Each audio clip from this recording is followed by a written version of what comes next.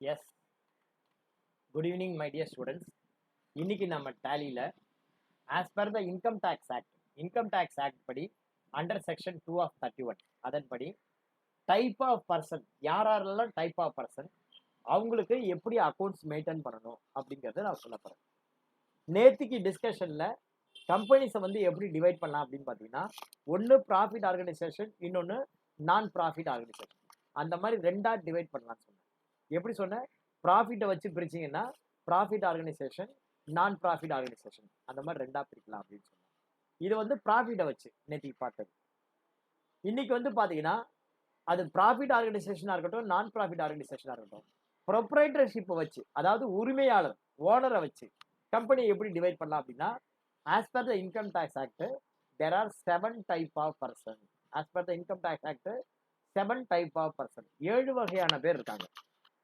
The method of accounting for individual is not same in the case of the method of accounting for into undivided family or partnership company. நீ இண்டிவிஜுவலுக்கு எப்படி accounts maintain பண்ண போறியோ அதே மாதிரி மெத்தடில் இண்டிவிஜுவலுக்கு எப்படியோ அதே மாதிரி இன்டு அன்டிவிடட் ஃபேமிலிக்கோ பார்ட்னர்ஷிப் கம்பெனிக்கோ you are not going to maintain your accounts. It will differ. The method of accounting for partnership company is entirely differ from the method of accounting for private limited and public limited company. For example, depreciation இருக்கு. Depreciation வந்து பாத்தீங்கன்னா எப்படி accounts பண்ணணும்னு சொல்லிட்டு இருக்கு. Suppose if your company is a private limited company or public limited company, which method of depreciation you have to follow? There are two act body, there are two kind of depreciation. If the depreciation has been classified based on the act, one income tax act, இன்னொன்று minister of companies affairs act 2013 companies act. If your company is a private limited company or a public limited company, you have to follow the company rate of depreciation, not income tax rate of depreciation. Suppose if your company is a individual company or into undivided family other than corporate company, private limited company இல்லாம public limited company இல்லாம whatever the company, individual or into undivided family, whatever the partnership company, trust, whatever the case it may be, which method of depreciation I have to follow, which method of act, whether I have to follow the income tax act, whether I have to follow the companies act depreciation, which rate of depreciation I have to follow, any method of depreciation you can able to follow first, but you have to declare. Suppose normally all people will follow the income tax depreciation only, because you don't need to give any reconciliation statement for the income tax purpose. At the end of the financial year you have to submit your profit and loss account to the income tax department. If you follow the income tax department, you don't need to do any reconciliation to arrive your profit. உன்னுடைய profit arrive பண்றதுக்கு நீ வேற எந்த reconciliation ஃபார்மட்டும் தேவையில்லை. Suppose if your company is a one man company or a partnership company and you are following the company rate of depreciation, then to arrive your income tax profit you have to do some reconciliation as per the company act depreciation. இது as per the income tax depreciation, this much of amount, the difference amount is this amount you have to add with your profit. Okay ba? Normally the rate of depreciation for companies act is more compared with the income tax depreciation. நீ income tax depreciation follow பண்ணின அப்படின்னா you don't need to do any reconciliation. யாருக்கு? other than company. Suppose if your company is a private limited or public limited company, you have to follow the companies act depreciation only. For filing income tax return you have to do a reconciliation statement. ரைட்டா? கிளியரா? So அதனால தான் சொல்கிறேன், the method of accounting for individual is not same for the method of accounting for partnership company. இண்டிவிஜுவலுக்கு பார்த்தீங்கன்னா ஒரே ஒரு owner தான் இருப்பான். பார்ட்னர்ஷிப் கம்பெனியில் there are two kind of owners, 2 பேர் அல்லது அதுக்கு மேலே இருப்பாங்க. அப்போ பார்த்தீங்கன்னா பார்ட்னர்ஷிப் கம்பெனிக்கு 2 கேபிட்டல் அக்கௌண்ட் இருக்கும். Sometimes their capital is based on profit shared based on their capital. அவங்களுடைய கேபிட்டலில் பேஸ் பண்ணி பார்ட்னர்ஷிப்பில் ஷேர் பிரிக்கிற மாதிரி வச்சுக்கோ, they may follow the fixed capital method. Capital accounts maintain பண்ணுறதுல 2 மெத்தட் இருக்குது. ஃபிக்ஸட் கேபிட்டல், கரண்ட் கேபிட்டல் அப்படின்னு, current account அப்படின்னு 2 method இருக்குது. But it is not in the case of individual. ஓகேவா? அதனால தான் சொல்றேன், the method of accounting for individual is not same in the case of the method of accounting for partnership company or each and every type of company. The method of accounting is entirely different. So that we have to understood the concept for to whom we are going to create the company. Based on their ownership, we have to maintain the capital account. Clear? Ownership பொறுத்து தான் நம்ம capital accounts மாறும். ஓகேவா? Right. இப்போ type of person பார்ப்போம். Under section 2 of 31 யாரெல்லாம் type of person? First case individual. First case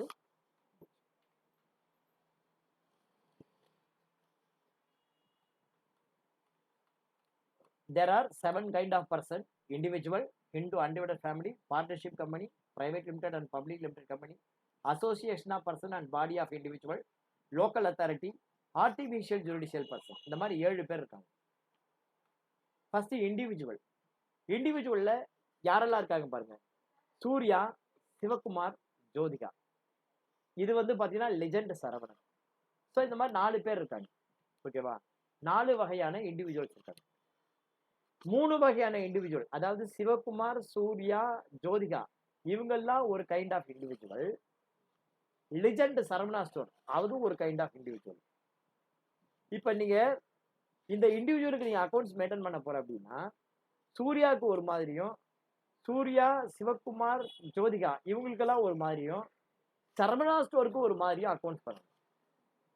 என்ன sir சொல்றீங்க அப்படின்னா, ஆமா, இண்டிவிஜுவலா இருந்தா கூட சூர்யாவுக்கு சூர்யா, சிவகுமார், சிவகுமார், சூர்யா, ஜோதிகா இவங்களுக்கெல்லாம் ஒரு மாதிரி அக்கௌண்ட்ஸ் பண்ணணும். லெஜெண்ட் சரவணா ஸ்டோருக்கு ஒரு மாதிரி அக்கௌண்ட்ஸ் பண்ணணும். எப்படி அக்கௌண்ட்ஸ் பண்ணணும் அப்படிங்கறது சொல்றேன். ஒரு மனுஷனுக்கு எத்தனை வகையான சோர்சஸ் ஆஃப் இன்கம் இருக்கு? சோர்சஸ் ஆஃப் இன்கம் ஒரு மனுஷனுக்கு எத்தனை வகையான சோர்சஸ் ஆஃப் இன்கம் இருக்கு? கரெக்டா சொல்லுங்க பாப்பா யாராவது. எடுத்த உடனே ஹவுஸ் ப்ராப்பர்ட்டில வரக்கூடாதுமா. ஃபர்ஸ்ட் வந்து பாத்தீங்கன்னா டைப் ஆஃப் இன்கம். எடுத்த உடனே ஹவுஸ் ப்ராப்பர்ட்டி சொல்லக்கூடாது. எடுத்த உடனே எதுல ஆரம்பிக்கணும்? Income tax title. ஃபர்ஸ்ட் வந்து பாத்தீங்கன்னா இன்கம் ஃப்ரம் சேலரி. ரெண்டாவது வந்து பாத்தீங்கன்னா இன்கம் ஃப்ரம் சொல்லுங்க ஹவுஸ் ப்ராப்பர்ட்டி. அப்புறம் அடுத்தது மூணாவது என்ன? Income from house property. மூணாவது இன்கம் என்ன?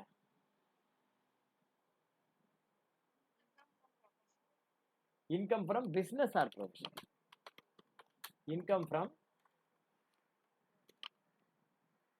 Business or profession. நாலாவது இன்கம் என்ன? Very good, income from capital gain. அஞ்சாவது இன்கம் என்ன? Income from other. இந்த 5 வகையான இன்கம் இருக்கு.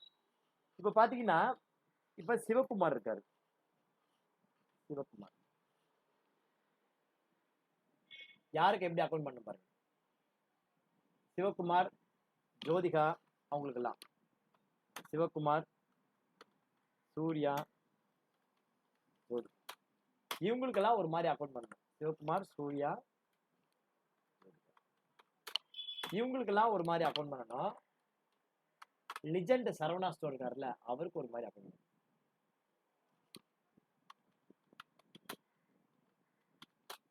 லெஜெண்ட் சரவணன் அவருக்கு ஒரு மாதிரி அக்கௌண்ட் பண்ணணும். ஓகேவா? இவங்களுக்கு எப்படி அக்கௌண்ட் பண்ணணும், அவங்களுக்கு எப்படி அக்கௌண்ட் பண்ணணும் பாருங்க. ஃபார் எக்ஸாம்பிள், ஒரு மனுஷனுக்கு 5 வகையான சோர்சஸ் ஆஃப் இன்கம் இருக்கு. Income from salary. இப்ப சீனிவாசன் எடுத்துக்கோ. நான் வந்து உங்களுக்கு கிளாஸ் எடுக்கிறேன் ராமகிருஷ்ணா மிஷன்ல. என்னுடைய இன்கம் எவ்வளவு? ஒரு எக்ஸாம்பிள் மாசம் ஒரு 50,000 வச்சுக்கோ. அப்படி பார்த்தோம்னா ஒரு வருஷத்துக்கு எவ்வளவு இன்கம் எனக்கு? 6 லட்சம் ரூபா வரும். ரைட்டா? அப்படி பாத்தீங்கன்னா 50,000 இன்ட்டு 12 மாசம் 6 லட்சம் ரூபாய். இதுக்கு வந்து டேலி வேணுமா உங்களுக்கு? இப்போ என்ன எடுத்துட்டீங்கன்னா, நான் ஒரு இடத்துல வேலை பார்க்குறேன், மாசம் 50,000 சம்பளம் வாங்குறேன். என்னோட இன்கம் எவ்வளவு? 6 லட்சம் ரூபாய். 50 இன்ட்டு 12 6 லட்சம் ரூபாய். ரொம்ப சிம்பிள். இதுக்கு உங்களுக்கு டேலி வேணுமா? வேண்டாம். இதே மாதிரிதான் சூர்யா, சிவகுமார், ஜோதிகா அவங்களுக்கும் அந்த மாதிரி தான் சம்பளம் வரும். சினிமாவில் நடிக்கிறாங்க, எம்ப்ளாயர் ரிலேஷன்ஷிப்பு, அவங்க சேலரி வாங்குறாங்க. ஒரு படம் 2 படம் வருஷத்துக்கு நடிப்பாங்க. அதுக்கு வந்து பார்த்தீங்கன்னா அமௌண்ட் வந்து க்ரோர்ஸில் இருக்கும். க்ரோர்ஸில் இருந்தால் கூட அமௌண்ட் வந்து பார்த்தீங்கன்னா 20 கோடி 30 கோடி அப்படி இருக்கும். ஸோ இப்போ பாருங்க, சிவகுமார், சூர்யா, ஜோதிகா இவங்களுக்கெல்லாம் சேலரி உண்டு. லிஜெண்ட் சரவணாக்கு சேலரி வருமா? அவர் எத்தனை பேருக்கு வேலை கொடுக்குறாரு? அவர் யார்கிட்ட வேலை பார்ப்பாரா? பார்க்க மாட்டார். So salary income Sivakumar, Surya, ஜோதியாக்கு உண்டு. சேலரி இன்கம் லிஜெண்ட் சரவணாக்கு கிடையாது. கிளியரா? இப்போ வந்து பார்த்தீங்கன்னா இவங்களுக்கு எஸ், லிஜெண்ட் சரவணா ஸ்டோருக்கு income from house property accept salary income, பாக்கி எல்லா இன்கமும் எல்லாருக்கும் இருக்க வாய்ப்பு இருக்கு. ஓகேவா? இப்போ ஹவுஸ் ப்ராப்பர்ட்டி இன்கம், இப்போ நான் குடியிருக்கேன், இந்த வீடு எனக்கு சொந்தம். கிரவுண்ட் ஃப்ளோர் வந்து பார்த்தீங்கன்னா பக்கத்தில் நான் குடியிருக்கேன். இது வந்து ஷாப்பு, இதை வந்து நான் வாடகைக்கு விட்டுருக்கேன் அப்படின்னு வச்சுப்போம். இது வந்து மாதம் ஒரு 6000 வாடகை வரும். ஃபர்ஸ்ட் ஃப்ளோர் இருக்கு, செகண்ட் ஃப்ளோர் இருக்கு. ஃபர்ஸ்ட் ஃப்ளோர் 10,000, செகண்ட் ஃப்ளோர் 10,000, இது ஒரு 6000, 26,000, மாதம் 25,000 இல்லை 30,000 வாடகை வருதுன்னு வச்சுப்போம். ஒரு மாதத்துக்கு எனக்கு 30,000 வாடகை. அப்போ 12 மாதத்துக்கு எவ்வளவு? 3,30,000. 3,30,000 முனிசிபல் டாக்ஸ் 30,000 போச்சு, பாக்கி 3 லட்சம் ரூபாய்.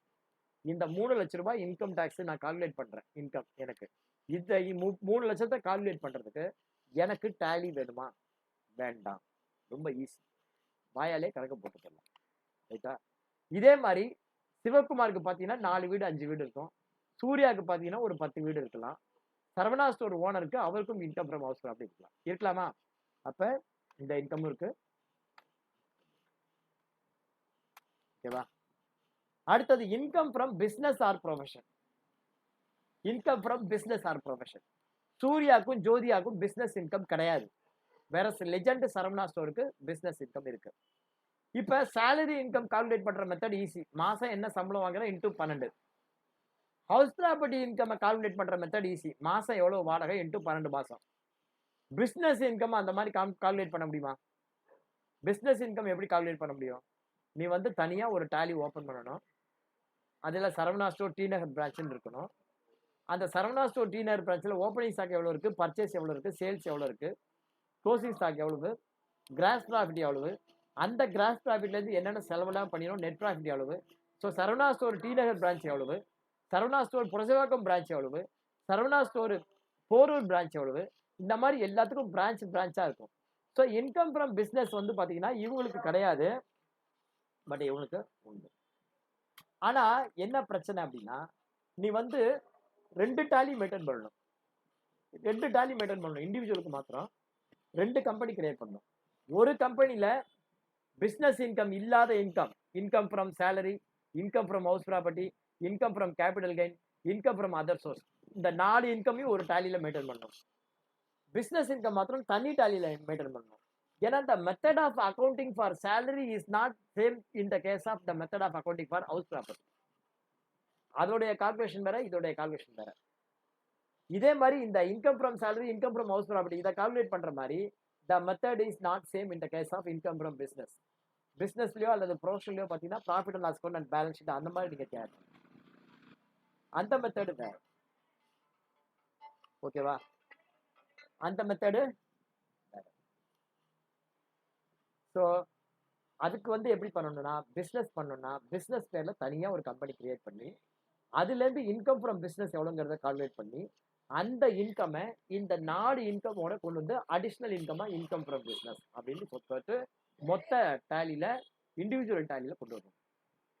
ஸோ இப்போ வந்து இன்கம் டேக்ஸ் இது இண்டிவிஜுவலுக்கு எப்படி அக்கௌண்ட்ஸ் மெயின்டைன் பண்ணணும் அப்படிங்கிறது உங்களுக்கு கிளியராக இருக்கும். இண்டிவிஜுவலுக்கு எப்படி அக்கௌண்ட்ஸ் மெயின்டைன் பண்ணணும் அப்படின்னா இந்த மாதிரி தான் மெயின்டைன் பண்ணணும். இப்போ வந்து பார்த்தீங்கன்னா இவங்களுக்கு இன்கம் ஃப்ரம் கேபிட்டல் கெயின் இவனுக்கும் இருக்கும், இவனுக்கும் இருக்கும். இன்கம் ஃப்ரம் அதர் சோர்ஸ் இவனுக்கு உண்டு, இவனுக்கு உண்டு. ஒன்லி கேஸ் வந்து பார்த்தீங்கன்னா பிஸ்னஸ் இன்கம் இங்கே தான் வந்து மாறுது. எங்கே மாறுது? இங்கேயும் இங்கேயும் மாறுது. ஓகேவா?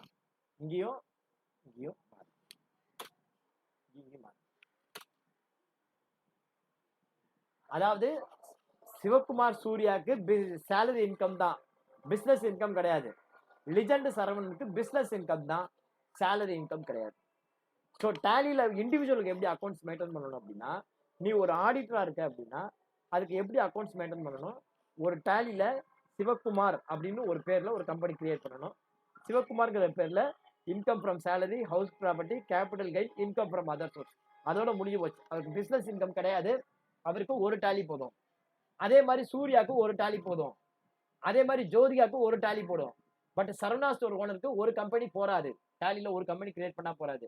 எப்படி சூர்யா சிவகுமாருக்கு ஒரு கம்பெனி கிரியேட் பண்றியோ அந்த மாதிரி லெஜண்ட் சரவணனுடைய personal transaction, income from salary, house property, capital gain, other source, இந்த நாளையும் ஒரு டேலியில மெயின்டைன் பண்ணிட்டு வர்றோம். பிசினஸ் ஒன்னொன்னுக்கும் ஒவ்வொரு டேலி. கடைசியா எல்லாத்தையும் கன்சாலிடேட் பண்ணி மொத்தமா இன்கம் ஃப்ரம் பிசினஸ் அரைவ் பண்ணணும். அந்த இன்கம் ஃப்ரம் பிசினஸ் அரைவ் பண்ணிட்டு இங்க வந்து நுழைச்சிடணும். நுழைச்சு என்ன பண்ணணும், 5 ஸ்டேட்மெண்ட்டும் சேர்த்து மொத்தமா போட்டு you have to compute the total income. Based on your total income only you have to calculate the tax liability for that legend Saravana. This is the method for accounting the Saravana store case.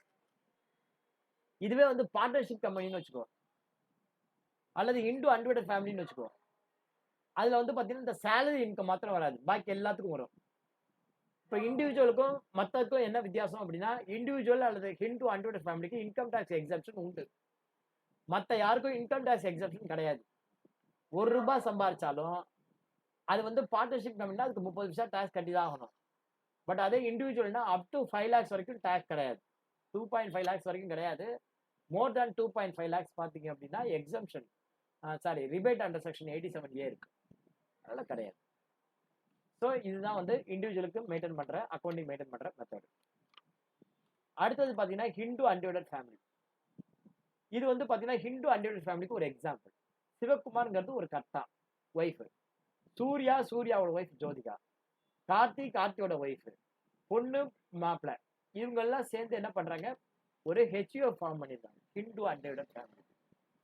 எப்படி ஒரு இண்டிவிஜுவலுக்கு ஒரு income tax benefit up to 5 lakhs வரைக்கும் உண்டோ, அதே மாதிரி benefit Hindu undivided ஃபேமிலிக்கும் உண்டு. சார் நானும் ஹிந்து, சிவகுமாரும் ஹிந்து, நானும் ஹிந்து, அரவிந்து ஹிந்து, 2 பேரும் சேர்ந்து ஹெச்யூஎஃப் ஃபார்ம் பண்ண முடியுமானா முடியாது. ஹிந்துவா இருக்கிறதுனால மாத்திரம் ஃபார்ம் பண்ண முடியாது. அதுக்கு பார்ட்னர்ஷிப் கம்பெனி தான் இருக்கு. ஒரே ஃபேமிலி மெம்பர்ஸா இருக்கணும், ஹெரிடிட்டியா வரணும், அதுல கர்த்தா அந்த மாதிரி வரணும். அவங்க தான் வந்து ஹிந்து அன்டிவைடட் ஃபேமிலி ஃபார்ம் ஆகும்.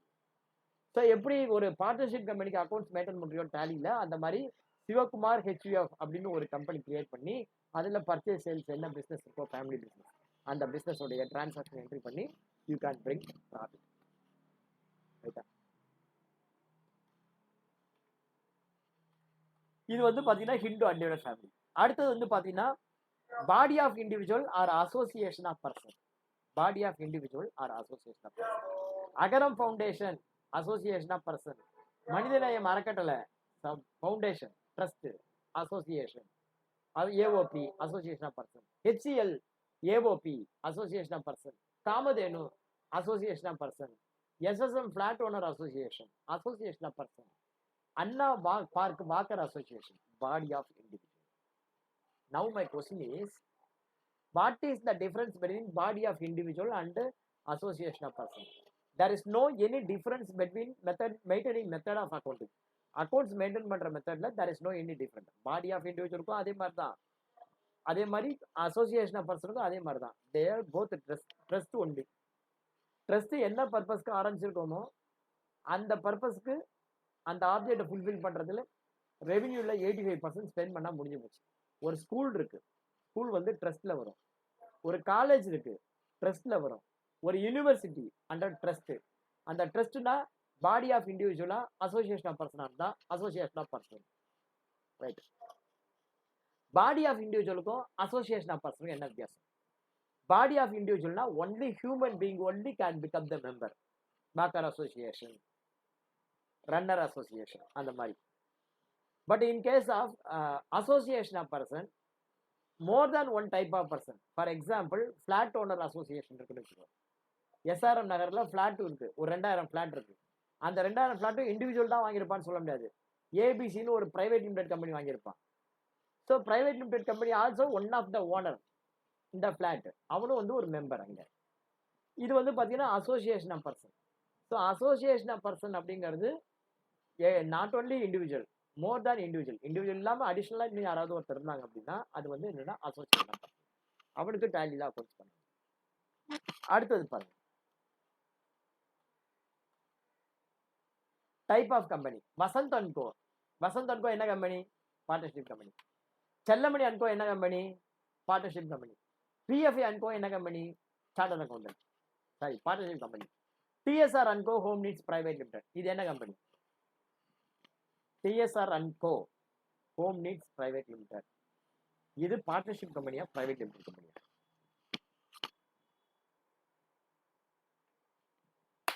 TSR and Co Home Needs Private Limited, whether it is a partnership company or a private limited company. சொல்லுங்க.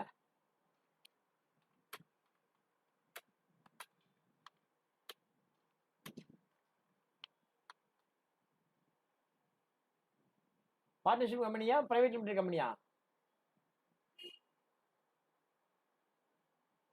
சொல்லுப்பா. Partnership company. அப்புறம் ஏன் அதுல பிரைவேட் லிமிடெட்ங்கிற வேர்டு வருது? TSR and co home needs private லிமிடெட்ங்கிற word ஏன்? டிஎஸ்ஆர் அண்ட் கோங்கிற பிரைவேட் லிமிடெட் யாராவது ஏமா?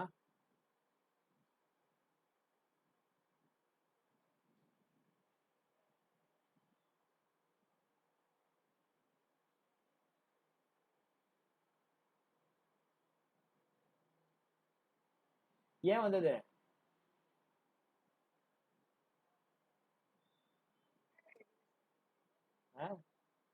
TSR and co home needs private limited company. Partner யாரெல்லாம் partner? Selvaraj, Meenakshi Sundaram, P Vasudevan, U Bhavadasan, S Vidya. இவங்க மாத்திரம் இல்லாம அவங்க உள்ள இருக்காங்க. ஓகேவா? TSR and go chartered. இது வந்து TSR Selvaraj and go chartered. இது கிடையாது.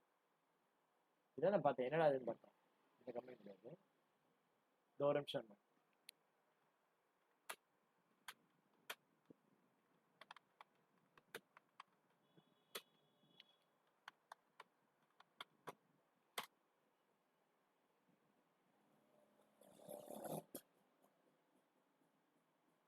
திட்டை ஸ்ரீ சீனிவாசன்.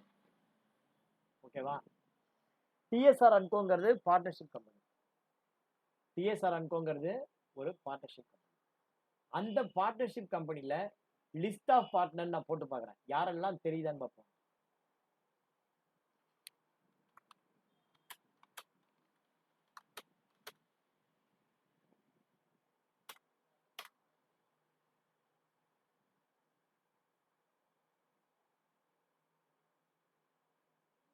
திட்டை சீனிவாசன் தெரியுதா? ஏஜென்ட் லொகேட்டர் எபோட்டஸ்ல பார்க்குறேன். எபோட்டஸ்.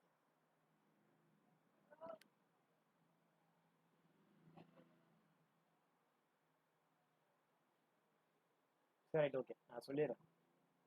அதாவது ஒரு பார்ட்னர்ஷிப் கம்பெனி ஆரம்பிக்கணும்னா மினிமம் 2 பேர், மேக்சிமம் எத்தனை பேர் வேணும்? பேங்கிங்கா இருந்தா 10, நான் பேங்கிங்கா இருந்தா 20. 20 பர்சன் அப்படின்னு சொல்லியிருக்கு. பர்சன்னா it is not be mentioned as human being. Income tax act படி பர்சன் தான் யாரு? 7 பேர் இருக்கான். யாராவது? இண்டிவிஜுவல் அன்டிவைடட் ஃபேமிலி, அவனும் ஒரு பர்சன். பார்ட்னர்ஷிப் கம்பெனி, அவனும் ஒரு person. Association of person, body of individual, அவன் ஒரு பர்சன். பிரைவேட் லிமிடெட் கம்பெனி, அவன் ஒரு பர்சன். பப்ளிக் லிமிடெட் கம்பெனி, அவனும் ஒரு பர்சன்.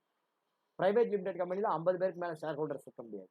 அந்த 50 பேர் சேர்ந்து ஆஸ் ஏ ஹோல் ஒரு கம்பெனி, அவன் ஒரே பர்சன் தான். அவனுக்கு ஈக்குவல் 50 பேர் இருந்தால் கூட type of person income tax பார்வையில் அவன் ஒரே ஆள். பப்ளிக் லிமிடெட் கம்பெனியில் 50,000 பேர் கூட இருக்கலாம். அந்த 50,000 பேர் சேர்ந்து ஒரே ஆள். HCL லிமிடெட் ஒரே பர்சன். அந்த மாதிரி பார்ட்னர்ஷிப் கம்பெனினா 2 பர்சன், மினிமம் 2 பர்சன். மேக்சிமம் பேங்கிங்னா 10, நான் பேங்கிங்னா 20. ஆனால் பார்ட்னர்ஷிப் கம்பெனிக்கு private limited and public limited கம்பெனிக்கு என்ன வேணும் அப்படின்னா, பார்ட்னர்ஷிப் கம்பெனியில் only human being can form.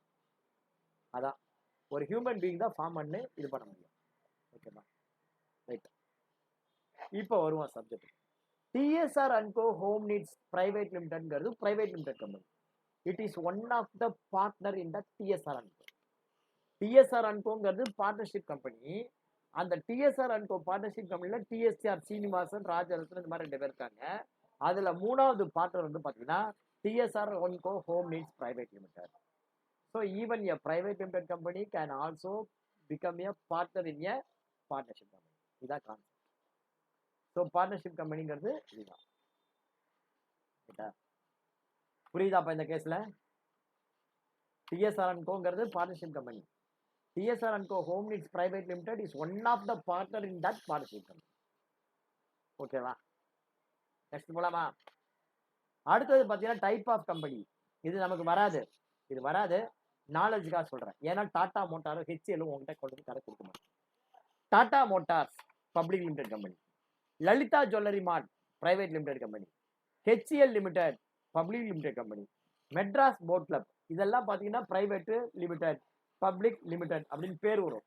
But Madras boat club வந்து மெட்ராஸ் போட் கிளப் தான், அதில் எதாவது செஞ்சு கிடையாது. மெட்ராஸ் போட் கிளப் அப்படின்னா அதுக்கு பேரு செக்ஷன் 25 கம்பெனிஸ் அப்படின்னு பேரு. என்ன பேரு? Section 25 company. இந்த செக்ஷன் 25 கம்பெனிஸ்ல தான் பேருக்கு பின்னாடி கம்பெனி லிமிடெட் அப்படின்னு வேர்டு வராது, பேர் மாத்திரம் தான் இருக்கும். Madras boat club company, presidency club, cosmopolitan club, அந்த மாதிரி தான் இருக்கும் பேர். பட் அதெல்லாம் வந்து பார்த்தீங்கன்னா limited company. They will do render their service only to its members, not outsider. Madras boat கிளப்லையோ, காஸ்மோபாலிட்டன் கிளப்லையோ, பிரசிடென்சி கிளப்லையோ, ஜிம்கார்டர் கிளப்லையோ நீயோ நானோ போய் unless you are not a member you can't enter and enjoy the benefit. Only யாருக்கு சர்வீஸ் பண்ணுவான்? மெம்பர்ஸ்க்கு மாத்திரம் தான் பண்ணுவான். இதுதான் வந்து செக்ஷன் 25 கம்பெனி. இது செக்ஷன் 25.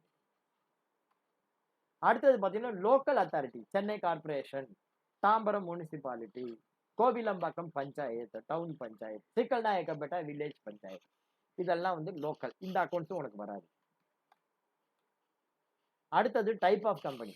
இது வந்து பார்த்தீங்கன்னா நாலேஜ் செக் சொல்றேன். இது வந்து பார்த்தீங்கன்னா ஆர்டிஃபிஷியல் ஜுடிஷியல் பர்சன். அதாவது பார்லிமெண்ட்ல ஒரு ஆக்ட் பாஸ் பண்ணி அதன் மூலியமா ஃபார்ம் பண்ற company. Neyveli lignite corporation, Bharat heavy electrical limited, இந்த மாதிரி கம்பெனிஸ். இது எதுக்கான இதனுடைய benefit should be shared for the entire India. இப்போ பார்த்தீங்கன்னா நெய்வேலி லிக்னைட் கார்பரேஷன் இருக்கு, NLC. அங்கே ப்ரொடக்ஷன் ஆகிற எல்லா கரண்ட்டும் தமிழ்நாட்டுக்கு தான் சொந்தம் அப்படின்னு நாம சொல்லிட்டோம்னு வச்சுக்கோ, கர்நாடகா கேரளாக்கெல்லாம் அஃபெக்ட் ஆகிடும். அப்போ வந்து கர்நாடகாரன் என்ன சொல்லுவான்? காவேரி எனக்கு சொந்தம், நான் தண்ணி தர மாட்டேன்பா. தமிழ்நாட்டுக்காரன் என்ன சொல்லுவான்? நான் வந்து கரண்ட் தர மாட்டேன்பா. 2 பேரும் அடிச்சு நிற்போம். பார்த்தான் சென்ட்ரல் கவர்மெண்ட் என்ன பண்ணா, பார்லிமெண்ட்ல ஒரு ஆக்டை பாஸ் பண்ணியாச்சு. அதுக்கப்புறம் என்ன பண்ணணும்? நேரம் நெய்வேலி வா, நிலக்கரி அங்கே தானே கிடைக்குது, லேண்டெல்லாம் அப்படியே அக்யர் பண்ணு, பர்ச்சேஸ் பண்ணு, எல்லாருக்கும் லேண்டுக்கு நம்ம காசு கொடுத்துருவோம். அங்கே ப்ரொடக்ஷன் ஆகிற கரண்ட் அப்படியே நான் வாங்கிக்கிறேன். நான் வாங்கிட்டு இந்த தமிழ்நாட்டுக்கு 50%, கர்நாடகாவுக்கு 10%, கேரளாவுக்கு 10%, பாண்டிச்சேரி 5%, குஜராத் 10% அப்படின்னு சென்ட்ரல் கவர்மெண்ட் என்ன பண்ணுவான்? அங்கே ப்ரொடக்ஷன் ஆகிற என்டையர் யூனிவர்சிட்டியும் சென்ட்ரல் கவர்மெண்ட் மத்திய தொகுப்புன்னு ஒன்று இருக்கு, அங்கே எடுத்துப்பான். அங்கே எடுத்துட்டு அவன் வந்து எல்லாருக்கும் டிஸ்ட்ரிபியூட் பண்ணி தருவான். அப்போ நமக்கும் இன்னொரு ஸ்டேட்டுக்கும் பிரச்சனை வராது. அந்த மாதிரி பிரச்சனை வராமல் இருக்கிறதுக்காக தான் அவங்க என்ன பண்ணுறாங்க, பார்லிமெண்ட்ல ஒரு ஆக்ட் பாஸ் பண்ணி கொண்டு வராங்க. இந்த மாதிரி கம்பெனி ஸ்டாச்சுட்டரி சட்டமுறை நிறுவனங்கள் அப்படின்னு பேரு. பார்லிமெண்ட்ல ஒரு ஆக்ட் பாஸ் பண்ணி கொண்டு வர நிறுவனங்கள். ஏன்னா அதுக்கு லேண்ட் அக்யர் பண்ணணும். நான் வந்து லேண்ட் வச்சிருப்பேன், அதுக்கு வந்து பார்த்தீங்கன்னா 3000 ஏக்கர் 5000 ஏக்கர் லேண்டு தேவைப்படும். அந்த லேண்டு கொடுக்க மாட்டேம்மா. நீ பார்லிமெண்ட்ல ஒரு ஆக்ட் பாஸ் பண்ணிட்டோன்னு வச்சுக்கோ, லேண்டை உங்ககிட்ட இருந்து உன்னை கேட்கவே வேண்டாம். கவர்மெண்ட் பட்டாயிரமா இருந்தால் கூட அதை எடுத்துக்க முடியும். உனக்கு தேவை காம்பன்சேஷன் தான் கொடுக்க முடியும். அதுக்காக தான் பார்லிமெண்ட்ல ஆக்ட் பாஸ். ஸோ இந்த மாதிரி டைப் ஆஃப் பர்சன் பார்த்தீங்கன்னா இத்தனை பேர் இருக்காங்க. இவங்களுக்காக நம்ம கம்பெனி கிரியேட் பண்ண போகிறோம். ஸோ நவடேஸ் நம்ம இப்போ எப்போ பார்க்க போகிறோம் அப்படின்னா, how to create company in Tally, 2வது how to create group in Tally, 3வது how to create ledger in Tally. இதுதான் இன்னைக்கு அஜெண்டா. இந்த 3ஐயும் முடிச்சுட்டு நம்ம போயிடுவோம். இது வந்து ஃபர்ஸ்ட் பார்ட். இன்னைக்கு டே 3ல ஃபர்ஸ்ட்